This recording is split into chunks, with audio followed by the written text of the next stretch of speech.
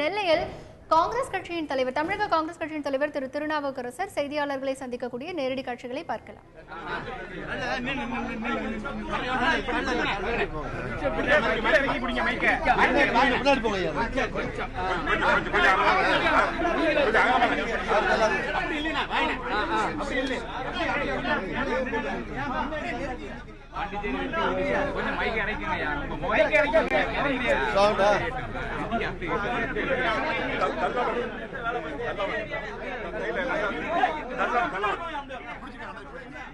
தற்பொழுது நெல்லையில் தமிழக காங்கிரஸ் தலைவர் திரு திருநாவுக்கரசர் செய்தியாளர்களை சந்திக்கக்கூடிய நேரடி காட்சிகளை பார்த்தோம். தற்பொழுது பார்த்துக் கொண்டிருக்கிறோம். அங்கே காங்கிரஸ் கட்சியைச் சேர்ந்த திரு வசந்தகுமார் அவர்களும் அங்கே இருக்கிறார். அதே நேரத்தில் காங்கிரஸ் கட்சி தொண்டர்களும் அங்கே குழுமி இருக்கிறார்கள்.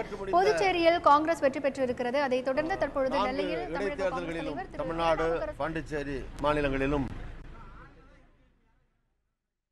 எங்களுடைய கூட்டணி திராவிட முன்னேற்ற கழக, காங்கிரஸ் உள்ளிட்ட எங்களுடைய கூட்டணி தேர்தலில் போட்டியிட்டு தங்களுடைய ஜனநாயக கடமையை நிறைவேற்றியது. புதுச்சேரி மாநிலத்துடைய மாண்புமிகு முதலமைச்சர் திரு நாராயணசாமி அவர்கள் மிகப்பெரிய மகத்தான வெற்றியை பெற்றிருக்கிறார். காங்கிரஸ் தலைவர் அன்னை சோனியா காந்தி அம்மையார், எங்களுடைய இளம் தலைவர் ராகுல் காந்தி அவர்கள் ஆகியோரோட கரத்தை வலுப்படுத்துகிற விதத்தில் மக்கள் மாபெரும் ஆதரவை காங்கிரஸ் கட்சிக்கு, இந்த கூட்டணிக்கு தந்து மகத்தான வெற்றியை அளித்திருக்கிற புதுச்சேரி மாநிலத்தில் இருக்கக்கூடிய மக்கள் அனைவருக்கும் காங்கிரஸ் கட்சியின் சார்பில், அன்னை சோனியா காந்தி சார்பில், தலைவர் ராகுல் காந்தி சார்பில் எங்களுடைய மனமார்ந்த நன்றியை புதுச்சேரி வாக்காளர் பெருமக்களுக்கு மகிழ்ச்சியோடு தெரிவித்துக் கொள்கிறோம். மிக பெரும் வாக்கு வித்தியாசத்தில் வெற்றி பெற்றிருக்கிற புதுச்சேரியினுடைய முதலமைச்சர் மாண்புமிகு திரு நாராயணசாமி அவர்களுக்கு தமிழக காங்கிரஸ் கட்சியின் சார்பில் என்னுடைய மனம் நிறைந்த பாராட்டுகளையும் நல்வாழ்த்துக்களையும் பெருமையோடும் மகிழ்ச்சியோடும் தெரிவித்துக் கொள்கிறோம். தமிழ்நாடு பொறுத்தவரை வாக்குகள் எண்ணப்பட்டு வருகின்றன. வாக்கு வித்தியாசங்களிலே அதிமுக கூடுதலாக வாங்கி வருகிறது. மக்களின் தீர்ப்பை ஏற்கிறோம். மக்கள் இடைத்தேர்தல்களாக இருந்தாலும் பொது தேர்தலாக இருந்தாலும் மக்களே எஜமானர்கள். மக்கள் தருகிற அந்த வெற்றியோ தோல்வியோ அதை தேர்தலில் போட்டியிடுகிற கட்சிகள் ஏற்றுக்கொள்ள வேண்டும் என்கிற அடிப்படையில் மக்களின் தீர்ப்பை ஏற்கிறோம். தேர்தல் நேரத்தில் சில முறைகேடுகள் நடைபெற்றன என்பது உண்மைதான். அவற்றையெல்லாம் தடுப்பதற்காக தேர்தல் ஆணையம் பகிர்ந்த முயற்சியில் ஈடுபட்டது. அங்கும் இங்குமாக தமிழ்நாட்டிலே பல இடங்களிலே பல கோடி ரூபாய் கைப்பற்றப்பட்டது. தேர்தல் நேரத்தில் 2000, 3000 என்று பணமும், அதுபோல ஆளுங்கட்சியின் சார்பிலே அமைச்சர்கள் எல்லாம் தங்கியிருந்து தேர்தல் பணி ஆற்றக்கூடிய ஒரு சூழ்நிலையும் இருந்தது. இருந்தாலும் தேர்தல் முடிந்த பிறகு இவற்றையெல்லாம் பேசுவதாலே எந்த பயனும் ஏற்பட போவதில்லை. போஸ்ட்மார்ட்டத்தாலே எந்த பிரயோஜனமும் இல்லை. மொத்தத்தில் ஒரே வார்த்தையில் சொல்ல வேண்டும் என்று சொன்னால், ஒரே வாக்கியத்தில் சொல்ல வேண்டும் என்று சொன்னால், மக்களின் தீர்ப்பை ஏற்கிறோம்.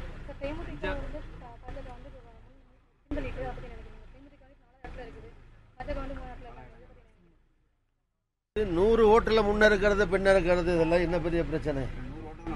100 ஓட்டு வாங்கினது மிக குறைவான நூற்றுக்கணக்கான ஓட்டுகள் வாங்கியிருக்காங்க.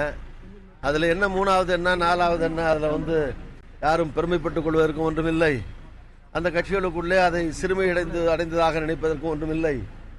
ஆக 3வது 4வது ஒரு கணிசமான எண்ணிக்கையில ஒரு 20,000, 30,000, 40,000 அந்த 3வது 4வதுல போட்டி இருந்தால் அதை ஒரு கவனத்தில் எடுத்துக்கொண்டு கருத்து சொல்லலாமே தவிர, மற்றபடி 100,000 வாக்குகளில் 3வது இருந்தானா 4வது இருந்தானா அது ஒரு பெரிய சீரியஸான விஷயமாக காங்கிரஸ் பொறுத்தவரை நான் கருதவில்லை. தஞ்சாவூர் தொகுதி 2 தொகுதியை விட தஞ்சாவூர் தொகுதியில் அதிமுக வெற்றி வித்தியாசம் அதிகமாக இருக்கு.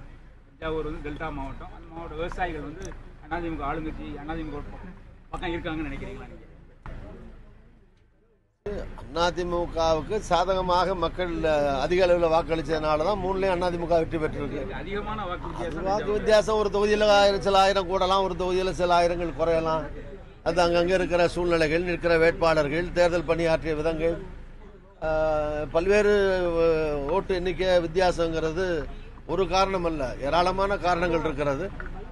ஆக இந்த காரணங்கள் அடிப்படையில் பார்த்தாலும் நான் ஏற்கனவே சொன்னதைத்தான் திருப்பி சொல்ல வேண்டும். மக்கள் தீர்ப்பை ஏற்கிறோம். அவ்வளவுதான். நடுநிலைமை இல்லை. நான் ஏற்கனவே சொல்ற மாதிரி தேர்தல் ஆணையத்திற்கு எந்த விதமான தேர்தல் election commission has no teeth. they can give only directions, instructions. அதை அவங்க அமுல்படுத்துறதுக்கோ இம்ப்ளிமெண்ட் பண்ணுறதுக்கோ தேர்தல் ஆணையத்திற்கான அதிகாரம் இப்போது பரவலாக இல்லை. தேர்தல் ஆணையம் இடைத்தேர்தலோ பொது தேர்தலோ எந்த மாநிலத்தில் நடந்தாலும் அந்த மாநில இயந்திரங்களைத்தான், அந்த மாநிலத்தில் இருக்கிற அரசு அதிகாரிகளைத்தான் அவர்கள் பயன்படுத்திக் கொள்ள வேண்டியிருக்கிறது. தேர்தல் ஆணையம் ஒரு இன்ஸ்பெக்ஷனுக்காக ஒரு ஏரியாவில் பணம் கொடுக்குறான்னு தெரிஞ்சு போனால் கூட முன்னால் போகிற பைலட் யார்? தமிழ்நாடு போலீஸ் தான் இருக்கும். எந்த ஸ்டேட்டில் ஆட்சி இருக்கோ அவங்க தான் போவாங்க. அந்த அதிகாரிகள், தாசில்தார், ஆர்டிஓ, அங்கே இருக்கிற local officials, state government officials தான் போவாங்க. they can easily pass information to other people. ஈஸியாக இந்த மாதிரி வந்துட்டு இருக்கோம், இந்த இடத்துல வந்துட்டு இருக்கோம், அந்த இடத்துல வந்துட்டு இருக்கோம்னு தகவல் போச்சுன்னா அந்த பணம் கொடுக்குற இடத்துல பட்டுவாடா பண்ணிட்டு அடுத்த ஊருக்கு போயிடுவாங்க. தேர்தல் கமிஷன் போக முடியாத ஊரில். எது சொல்கிறேன்னா, இது ஒட்டுமொத்தமாக இதை கண்ட்ரோல் பண்ணவோ கண்காணிக்கிறதுக்கோ தேர்தல் ஆணையத்திற்கு அதுக்கு போதுமான சக்தினா அதுக்கான போதுமான இன்ஃப்ராஸ்ட்ரக்சர் கிடையாது, அடிப்படை வசதிகள் கிடையாது. அதனால அவங்கள ரொம்ப குறை சொல்லியும் பிரயோஜனம் இல்லை. அவங்களால முடிஞ்சதை செய்கிறாங்க. இதுக்கு மேலே அவங்களால செய்ய முடியல. என்ன கேட்டால் தேர்தல் ஆணையத்தை இன்னும் பலப்படுத்த வேண்டும்.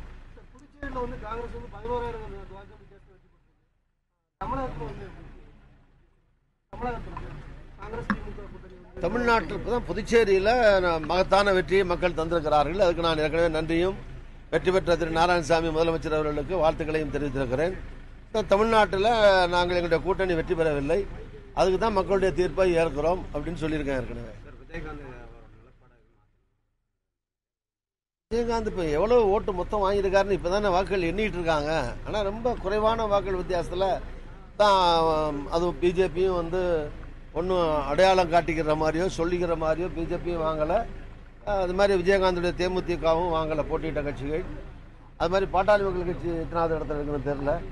ஆக ஒன்று நான் பாராட்டுகிறேன், இவர்களெல்லாம் தேர்தல் களத்தில் இந்த எல்லா கட்சிகளும் ஒரு ஜனநாயக கடமையை நிறைவேற்றுகிற விதத்தில் நின்றதை, எந்த கட்சியாக இருந்தாலும் எவ்வளோ குறைவான வாக்கு வாங்கியிருந்தாலும் நின்றது வரவேற்புக்குரியதான். தேர்தல் பணியில் எல்லாரும் அந்தந்த கட்சிகள் சார்பில் ஜெயிக்கிறதோ தோக்கிறதோ நின்றுருக்காங்க. காங்கிரஸ் ஏன் நிற்கலைன்னா, நாங்கள் தமிழ்நாட்டில் 3 இடத்துலையும் போன தடவை கூட்டணியில் இருந்தோம், இந்த தடவையும் கூட்டணியில் இருக்கோம். அந்த தேர்தல் நடக்கிற இடங்களில் காங்கிரஸ் போன தடவை எங்கேயுமே போட்டி போடலை. ஏதாவது இடத்துல போட்டி போட்ட இடத்துல இடைத்தேர்தல் வந்திருந்தால் காங்கிரஸ் நின்று இருக்கும். 3 இடத்துலையும் திமுகவே நின்ற காரணத்தினாலே திமுகவை காங்கிரஸ் ஆதரித்தது. புதுச்சேரி பொறுத்தவரைக்கும் காங்கிரஸ் நின்ற இடத்து காரணத்தினாலே திமுக எங்களை ஆதரித்தது. அதனால தமிழ்நாட்டில் நாங்கள் போட்டியிடவில்லை, புதுச்சேரியில் போட்டியிட்டோம். அதான் நிலை. மற்ற கட்சிகளை பொறுத்த வரைக்கும் அங்கங்கே போட்டியிட்டார்கள். போட்டியிட்டதே நல்லது தான், வரவேற்புக்குரியது தான். ஆனால் போட்டியிடுகிற போது சிலர் நாங்களே வெற்றி பெறுவோம், அதெல்லாம் தேர்தல் நேரத்தில் எல்லாம் தங்களுடைய அளவுக்கு மீறி தங்களை பாராட்டிக் கொள்வதோ, தங்களை பற்றி சொல்லிக் கொள்வதோ, கருதி கொள்வதோ எல்லாம் தேர்தலில் எல்லாம் சகஜம்தான். அதனால் இது யார் யார் அங்கே இந்த சின்ன சின்ன கட்சிகள்லாம் எந்தெந்த நிலைப்பாட்டில் இருக்காங்கிறத இந்த தேர்தல் மூலமாக மக்கள் காட்டியிருக்கிறார்கள்.